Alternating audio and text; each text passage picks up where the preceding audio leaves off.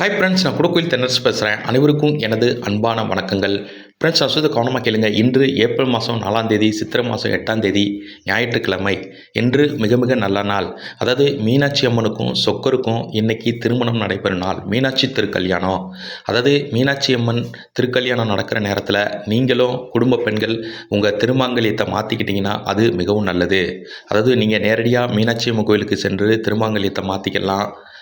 அல்லது உங்கள் வீட்டு பூஜை அறையிலே நீங்கள் பூஜைகள் செய்து உங்கள் திருமாங்கல்யத்தை மாற்றிக்கிட்டிங்கன்னா, அதாவது மாங்கல்யத்தில் உண்டான தோஷங்கள் நீங்கும். அதே மாதிரி உங்களோடது மாங்கல்ய பாக்கியம் நீடிக்கும்.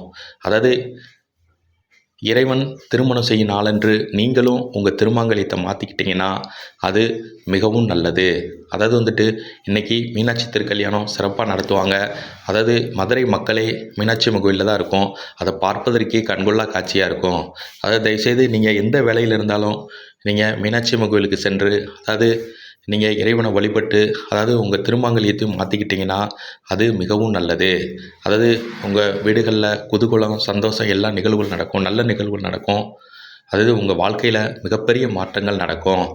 மீனாட்சி அம்மனுடைய அருள் உங்கள் குடும்பத்துக்கு கண்டிப்பாக கிடைக்கும். Thank you friends.